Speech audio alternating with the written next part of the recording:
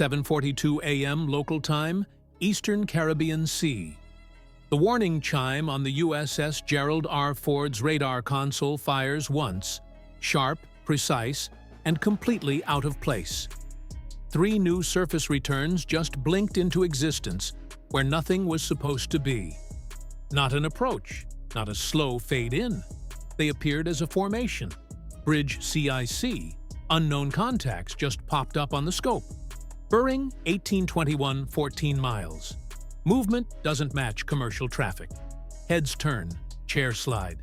Nobody expected this. The Ford is in transit to a multinational exercise zone near the Barbados, running a predictable course on a predictable schedule. But these contacts, they're doing something no merchant ship bothers to do. Their speed is identical to the Ford's. Their bearing is locked. Their spacing is tight. They're shadowing. And the timing couldn't be worse. For 2 days, Venezuela has pushed extra patrols into the region after a string of smuggling intercept operations triggered political noise back in Caracas. Public speeches, accusations of foreign interference, and new Bolivarian security patrols hugging their maritime routes. None of this was directed at the U.S. Navy. But radar doesn't show intentions, only behavior. And right now, the behavior looks deliberate. For the Ford's watch team, the timing of these contacts isn't random. It fits too neatly into a pattern that started 48 hours earlier. 2 days ago, U.S. Coast Guard and Navy units carried out a string of smuggling intercepts in the Eastern Pacific. Routine operations, nothing dramatic, but the political reaction wasn't routine at all. Caracas accused foreign forces of meddling near the maritime economy, even though the events happened thousands of miles from Venezuelan waters. Within hours, Venezuela increased its naval readiness level. Small patrol ships began reporting heightened vigilance zones. State media praised new Bolivarian security patrols, and AIS gaps along their coastline suddenly grew wider. None of that pointed to aggression, but it did point to a Navy that felt watched, cornered, or misunderstood. And that's where misunderstandings at sea begin. On the Ford, the tactical action officer flips through the overnight intel digest. Multiple entries stand out. Venezuelan offshore patrols extended further east than usual. Their maritime patrol aircraft flew irregular tracks near Trinidad's corridor. Several coastal radar buoys were activated that hadn't pinged in months. None of it threatened the Ford. None of it required action. But it did mean one thing. Venezuela was nervous enough to put more sensors, more eyes, and more steel into the water. And when a Navy sails while feeling cornered, even routine traffic stops looking routine on radar. Force Captain says it quietly, almost to himself. Nothing they did was aimed at us. But the ocean doesn't care about politics. On radar, the 3 contacts hold formation. No drift, no deviation. They're waiting. The 3 unknown contacts don't act like ships passing through any busy corridor. They act like ships that already made up their mind. 10 to 12 nautical miles out, 2 Guy-Carry-class offshore patrol vessels hold a clean parallel track to the Ford. Not closing, not retreating, just sitting in that uncomfortable space where every movement feels intentional. A third smaller Gika Makudo-type patrol craft lingers behind them, its speed fluctuating just enough to look like it's coordinating. Bridge CIC contacts maintaining 182, matching our speed within 1/10 of a knot. That line is all the confirmation the Ford needs. Ships don't match speed by accident. Not at these distances. Not with this precision. Still, the Venezuelan vessels aren't doing anything overt. No weapons out, no fast turns, no radio calls. It's shadowing, slow, persistent, and designed to get in someone's head. The Ford's bridge team watches the bearing. It doesn't move. It's a perfect sign that the ships are pacing instead of transiting. A steady bearing at sea means one of two things: collision course or parallel shadowing. And these contacts aren't closing, which only leaves one option left. The CIC magnifies the radar feed. The spacing between the Venezuelan hulls is too exact to be a coincidence. Their course corrections come in tiny increments, 1 or 2 degrees at a time, always mirroring the Ford's motion by a fraction of a minute. It's the maritime version of someone keeping step with you on a sidewalk. No touching, no threatening, but making sure that you know they're there.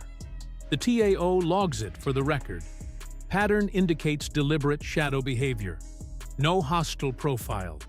Recommended continue monitoring. The captain gives a small nod. Let's see how far they want to take this. On the flight deck, operations slow.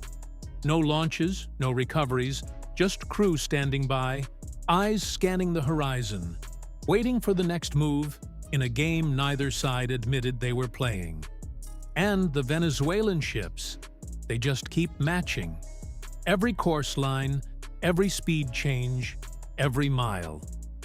At 8:11 a.m., a soft alert pops onto the fort's integrated sensor display. An altitude marker that shouldn't exist this far from land. CIC to bridge. We have a low-altitude UAV ping, southern sector range 5 miles. Everyone freezes for a second. Not because it's a threat, but because it's new. The Ford's E-2D Hawkeye orbiting farther east catches the object first. It's sensor sweep, lock, and classify.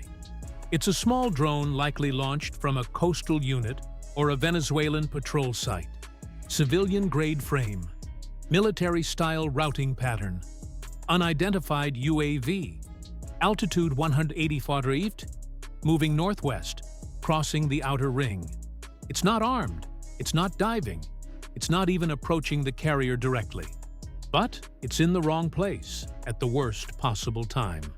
With 3 Venezuelan ships shadowing the fort at sea level, adding a drone overhead muddies the picture fast. Nobody knows if the drone's operator understands where the fort is or how close it's getting to a high-value strike. Group. The TIO radios the Hawkeye crew. Maintain track. No intercept, just eyes. Inside the Ford's bridge, tension rises just a notch. A drone this close could mean surveillance or miscommunication, or just an operator testing range. But to a carrier stray coop already being paced by 3 foreign patrol ships, it reads as something else entirely. Layers. Surface shadowing below, UAV observation above. Not hostile, but absolutely deliberate. The XO leans forward. Whatever this is, they're building a picture. And with every mile, that picture gets sharper. At 8:19 a.m., the pattern finally breaks. Not with aggression, but with a mistake.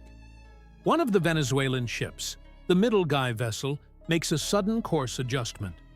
Not a smooth drift, not a gentle correction, a sharp, purposeful turn that slices diagonally across its previous track. Bridge CIC contact to altering course $20 starboard toward our lane. The bridge falls silent. That turn is too tight, too fast, and far too poorly timed to be routine. But it doesn't look like an attack either. The speed stays low, sensors remain cold, and its sister ships don't follow. The TAO scrolls through the intelligence notes again. One detail jumps out. Venezuela activated several coastal radar buoys earlier in the week.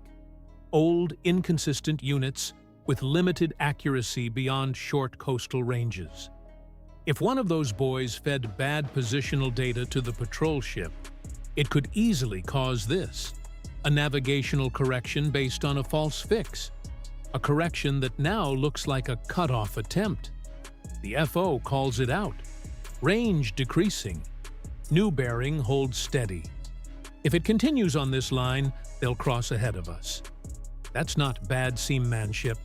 That's a safety violation. Only now does the USS McFall, one of the Ford's escorts, slide into the picture. Not aggressively, Not at speed, but just enough movement to show that she's paying attention.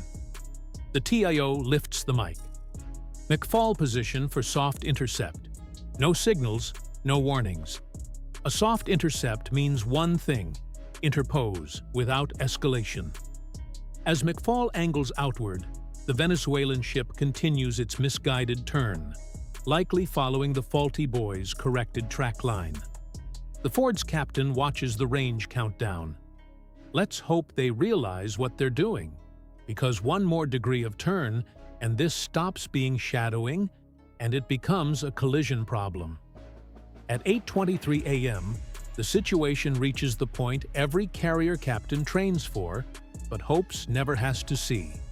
The Venezuelan patrol ship, the same one that made the abrupt turn, is now drifting far closer than any vessel should be to a nuclear-powered carrier the size of a skyscraper on its side. Bridge CIC contact inside 1.5 nautical miles, continuing to close. That's not just close. That's inside the Ford safety bubble. The invisible cushion every carrier keeps around itself to prevent collision, interference, or miscalculation. The Ford does not turn away. Carrier doctrine is simple. Maintain stability unless safety demands otherwise. But right now, stability itself is the message. McFall shifts again, shifting into a guard position between the forward and the approaching Venezuelan ship. It's a deliberate, unmistakable move. Not a threat, but a shield. The Ford's captain keeps his voice steady. Maintain heading. Maintain speed. From the Venezuelan bridge, the view changes from shadowing a large ship to something very different. The Ford's superstructure rises higher than a city block. Her flight deck stretches longer than most runways. Her wake churns with the mass of a floating airbase, not a destroyer. And suddenly, the officers on that patrol ship realize the truth. They didn't just drift too close to a U.S. ship. They drifted too close to the U.S. ship. Then, the moment hits. The Ford initiates a power turn. A wide, heavy arc meant purely for safety. But physics does the rest. When a 100,000-ton carrier shifts her angle by even just a few degrees, the ocean reacts like it's been punched. A rolling wall of displaced water surges outward from the Ford's bow, moving fast and rising higher than the Venezuelan ship anticipates. CIC wake building contact to adjusting late. Too late. The wake slams their hull with the force that jolts the entire vessel, sending equipment clattering and crew stumbling. Not dangerous, but absolutely impossible to ignore. The smaller Guamacuto-class ship behind it is forced to throttle back hard to avoid getting rolled. The Ford doesn't accelerate, doesn't signal, but doesn't weaponize anything. She just simply turns, and physics does what diplomacy couldn't. The Venezuelan captain finally gets the message. Engines spool up, rudder swings wide, and the three ships peel away from their parallel tracks, one right after the other. CIC calls it contacts disengaging, opening distance to 3M, 4, 5, shadow over, picture complete. Crisis avoided not with missiles, but with momentum. By 8:37 a.m., the last Venezuelan patrol ship has fallen off the Ford's bearing line, drifting back towards its original patrol sector. No radio calls, no apology, just distance. The only real proof at sea that someone wants the moment to end. But the incident isn't quite finished. Not in the world above water. 2 hours later, a short, tightly edited clip appears on a Venezuelan state channel. 20-second shot from the deck of one of the patrol ships, just enough to show the Ford on the horizon and the caption, "U.S. warship approached our patrol zone." No mention of faulty radar buoys. No mention of drifting inside the Ford's safety bubble. Just a narrative. Clean, simple, and politically useful. Washington's response is equally predictable, but far quieter. USS Gerald R. Ford conducted routine, lawful operations in international waters. No dramatics, no escalation, no blame. What happened that morning wasn't a confrontation. It was a perfect example of modern gray zone maneuvering. The quiet, deliberate games navies play just below the threshold of conflict. No missiles, no warning shots, just presence, pressure, and perception. A drone flown a little too far, a patrol ship trusting the wrong radar buoy, a carrier refusing to yield an inch. But see, these tiny decisions stack fast. One misread course line can snowball into a diplomatic headache. One mistaken turn can look like an attack, and one carrier-sized wake can end a standoff without a single word spoken. So tell me, if you were standing on the Ford's bridge that morning, would you have held your course, or would you have played it safe? Drop your answer down below. I do read them all. If you enjoyed this breakdown, make sure to like and subscribe so you never miss the next one. And if you want to go a step further and support the channel directly, please join the fleet. You'll get loyalty badges, priority replies, and you'll help us bring more true maritime stories to the surface. Just head on over to our channel page and click join and get on board with us. Because, let's be honest, it's a whole lot easier to analyze these close calls from home rather than 1.3 miles off a carrier's bow. I'll see you in the next